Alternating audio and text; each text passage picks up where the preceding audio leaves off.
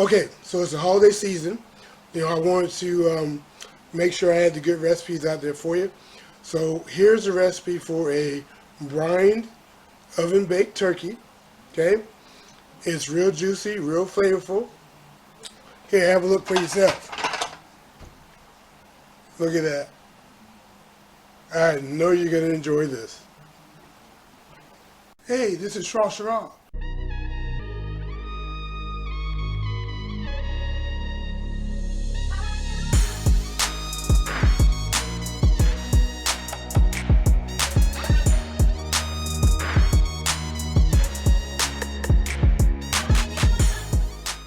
That's the best elevator music I ever heard. Okay, so for our turkey, we have our oven bag, but we're not going to be cooking it in the oven bag. We're going to put it in the oven bag so we can brine it. You see? So we're going to take it, it's been thawed out. This is about a 15-pound, 14.5-pound turkey. Put it in the bag. Right? And now let's get ready to brine it. Alright, so this is my 5-gallon bucket that I use for brining my meats. It's nice and clean. Keep it that way. Now I'm going to take the turkey in the bag, put it in here, open her up, and now we're going to add our brine to it.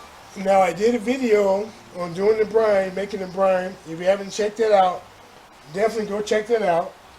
So we're going to take it, pour it in, right? And now I'm going to fill this up again, this container, and add that to it. Cold water, right? Let's pour this in. And that's the minimum that's going to put it in now.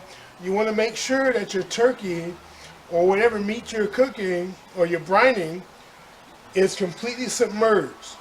So I'm going to have to fill this up a few more times. You can see the turkey is submerged. Now we're going to add some ice to it.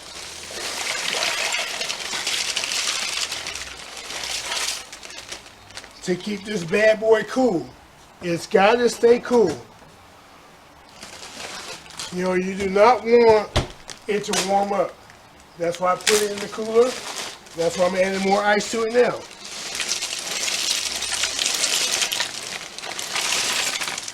Here we go. Just cover it up. Now we're going to put the top on it and put this bad boy to sleep for a minimum of 12 hours. So what I like to do, it's a 14-pound turkey, so I like to brine it for 14 hours. So we'll see how it goes, but I'm shooting for a minimum of 12. But knowing me, I'm probably going to shoot 14. So see you in 14 hours. All right, so now as I was cleaning the turkey, in the cavity, you want to make sure you get the giblets and stuff out of the cavity. And what I got out of there, I took the heart, I took the gizzard, and the neck. We're going to use that to make the stock. So if everything goes well, I'll show you how to do that too, if you don't already know. Okay, so it's been about 14 hours. And we're going to take the turkey out of the brine. And we're going to rinse it off. Then we're going to dry it off. And let it sit for about 30 minutes before we put it in the oven. That will give us time to get the vegetables and everything ready. Okay, so let's get this going.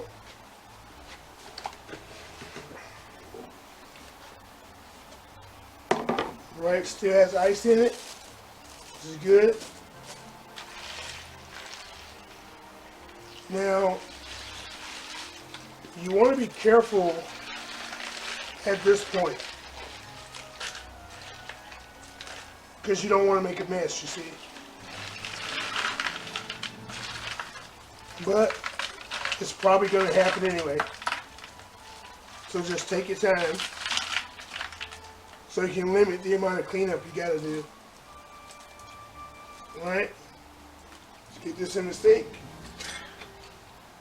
Okay, set this aside. And now let's get this guy all rinsed off. Okay, let's get this guy all rinsed off. You just want to rinse the brine off of the outside of the bird. Right, the extra seasonings, whatever, little ice, get that all rinsed off. And now at this point, you can do a secondary check for any feathers that you may have missed. Any spots you need to clean up. And this is when you'll do that. Everything looks good.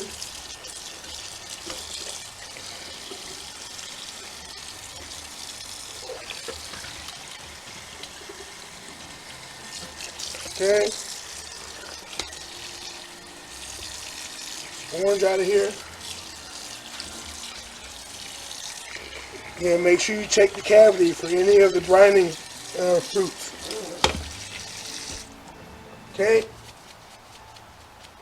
Now we're going to put this onto the roasting pan. So we can do some more work. Okay, so now let's start drying the bird off. Some paper towels. Now, you can use a cloth, but I just find it easier to use paper towels.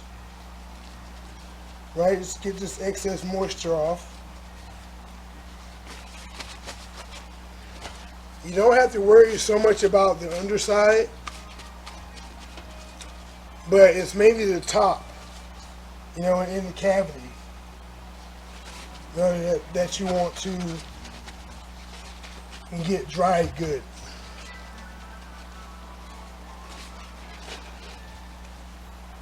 Turn this guy around so I can see what I'm doing.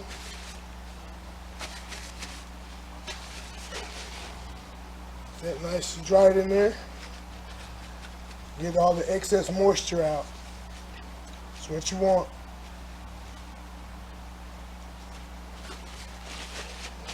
And now we're going to clean this bird up a little bit. And before we rub him down. Okay, so now let's clean this guy up. So you got this piece here, this excess fat. We're going to go ahead and cut that away. Don't need it. It's just going to get in the way. Right? Looking around, look at this big chunk here. Gone. Don't need it. That's they call this, the turkey tail or the parson's nose. I mean, you can use it for your broths. Sometimes I do, sometimes I don't.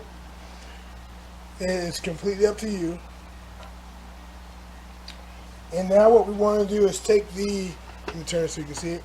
Take the wing here, and you want to fold it under the turkey just like that.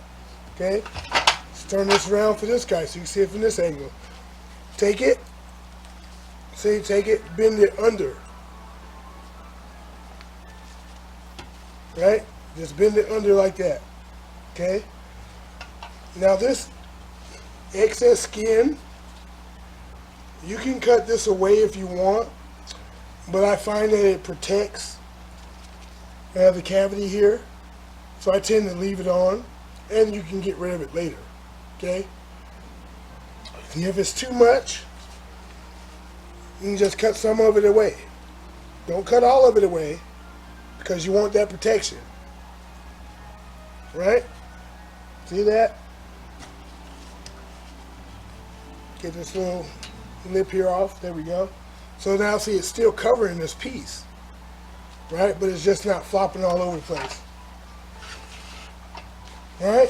Some more of this liquid out of here. And now let's get and prepare the vegetables that we're going to be stuffing in this. So the fruits and vegetables that I'm going to be stuffing the turkey with and putting into the pan. Here I have oranges, some apples, I have some thyme, a couple sprigs of thyme, and I have a sprig of rosemary, right? And I also have some carrots, some celery, and some onions. So let's get these stuffed in and ready to go. We're going to start. I'm going to put the rosemary in. in time. Get the aromatics in. We're going to put, some celery in there, some carrots, little onions in the cavity. Put some apple in there. And now the oranges, I like to add those lastly, in the carcass. Right, let's get them all nice and stuffed in there. And now your other items, there is one more thing I'm going to put in there. I'm going to put a couple bay leaves in there, okay? But the other fruits and veggies, I'm just going to drop into the pan, okay? Just put them in here. So as it cooks, it'll steam and give it more flavor. Now, because I brined it, you're not going to want to use the broth or the liquid that's in here for gravy. It's going to be salty, so you don't want to do that. So that's why I saved the giblets and the turkey neck. That's why I saved all that, so I can make a broth with it. Okay, let's put these bay leaves in. Gonna put one on this end here. Put one on this side here. They're fragile, it's gonna crack, don't worry about it. And then we're gonna take a couple bay leaves just to put down at the bottom of the pan for aromatics. Okay, now we want to truss this guy up. We're going to close him up. So I have some butcher's twine here. And yeah, of course I could have, tied it up before I put it in the pan, but sometimes I like to do it this way. So I'm putting it down under the back,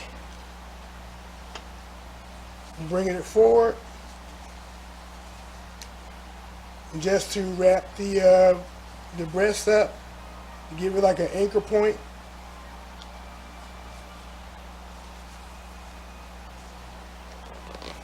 We're gonna squeeze it, and that's gonna make the breast puff up.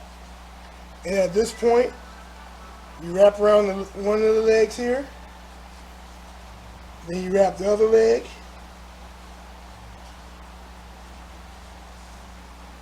And then you're going to do another surgeon's knot. And you're going to squeeze them together. And that's going to hold everything in. See that? Now if you want, you can wrap the legs again.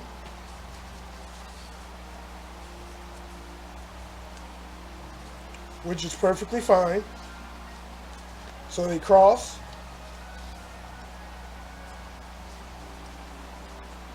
Another surgeon's knot.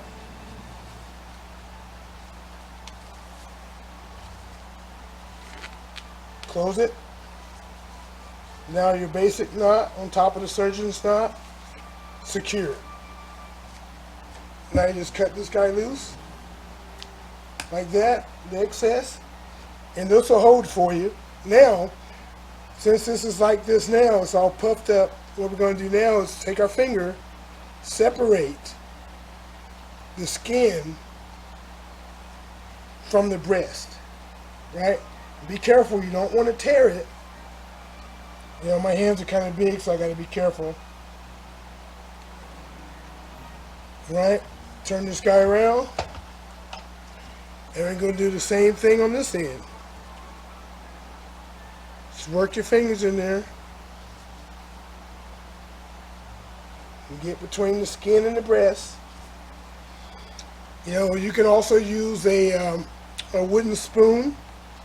Works very well for this, which I think I'm going to use now. Take the wooden spoon, put right under it, and you can separate the skin. And there is a reason why we're doing this.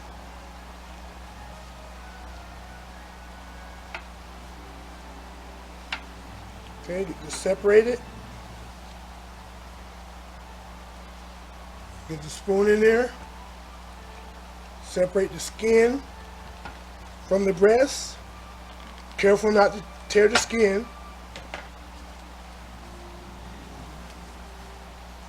Okay, let's see if I can get my hands in there. Work it a little bit. Okay.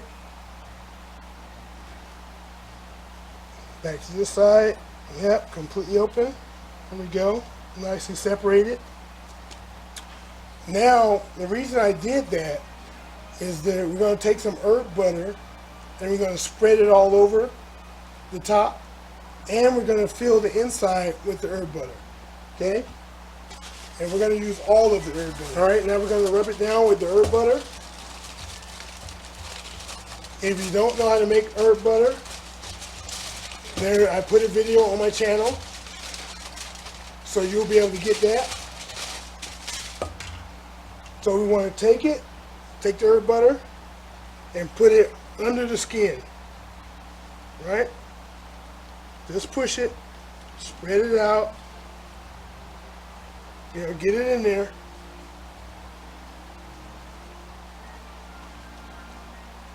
And grab some more for the other side. Again, it's kind of tough for me because my hands are kind of on the big side. But let's get this under here anyway.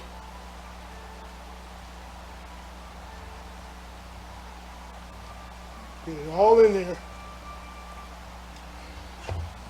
Turn this so we can get this side. Under the skin. See that? Get it under there. Other side. In.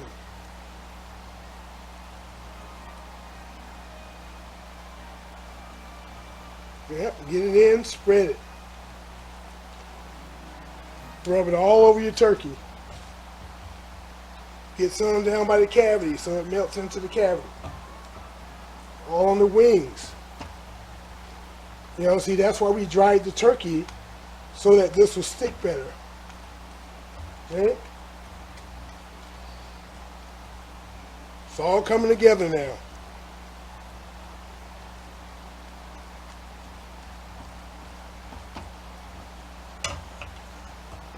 Now, while I'm doing this, let me just explain a little bit more about why I brine my turkey.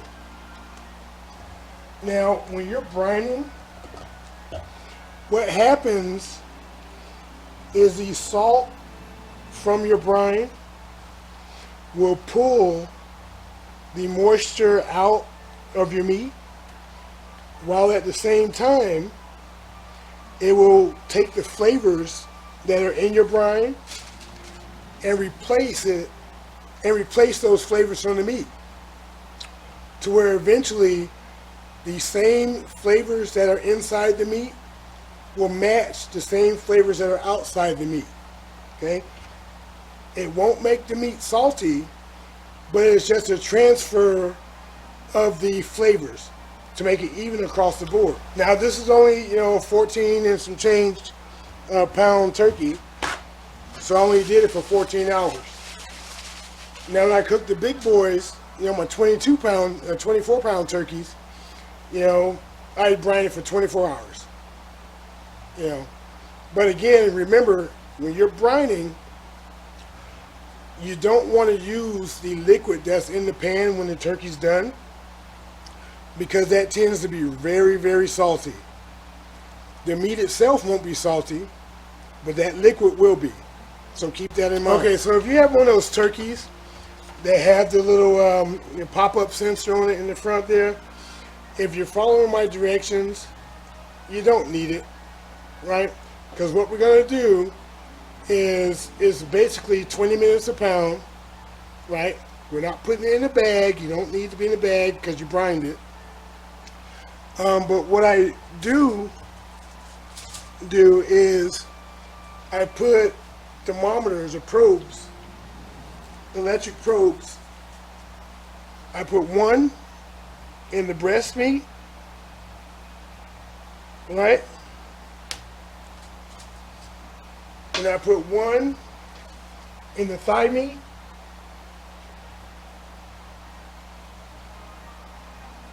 You know, just make sure you don't touch the bone. And then just for, you know, giggles, I put just a plain one in the oven so I can monitor the actual oven temperature. So the first thing we're going to do is we're going to preheat the oven at 500 degrees, right? I know that sounds like a lot, but bear with me. And we're going to put the turkey under it at 500 degrees. In this case, since it's a 14-pound turkey, we're only going to do it for like 15-20 minutes, okay? And then we're going to take it out, and we're going to make a tent here, a foil tent, that we're going to use to cover the breast with, so it doesn't dry out or get overly dark, right, before the dark meat gets dark and ready to go. Okay, preheat it to 500. Get this turkey in and get the probes hooked up. Alright, hook the probe in. This is for the breast. And this one's for the thigh. There we go. Now we're going to give this 15 minutes. Alright, so what we're going to do, we're going to raise it up another rung or two. Then we'll give it another 15 minutes at 500. There we go. Another 15 minutes at 500. So that'll be a total of 30 minutes at 500. It's not going to burn up the skin. The turkey skin is tough, but it is going to give it a little bit of color. All right, so the total of 30 minutes is up. Let's get a little peek here. Looks nice. Color's good. Now we're going to put the tin on it so we can protect the breast. All right.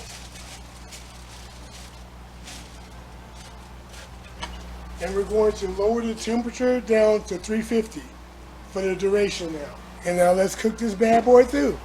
Okay, so we got about 3 more degrees left. So at this point, we're going to take the foil off. Take the foil off and close it back up, so everything can come together. All right, so the temp is reading 165 in the breast, 178 in the thighs. Time to take it out. Let's get it out of here. And we're going to let it rest. All right, so now we need to let it rest. You have to let it rest. Gonna give it like a little loose cover, some foil, right? Not tight, just loose. And a general rule of thumb is, you know, they say you want to let it rest for as many hours as you cooked it, but we're not going to do that. However, we are going to let it rest for 2 hours. Now at the 2-hour mark, then we'll get into carving it. So leave your probe in. If you have probes like me, leave your probes in, and so the juices can redistribute and circulate and not leak out. So leave the probes in for now. And in 2 hours, we're going to get ready to carve it. And trust me, it'll still be warm. It won't be cold. All right, let's get a little flyby. There we go.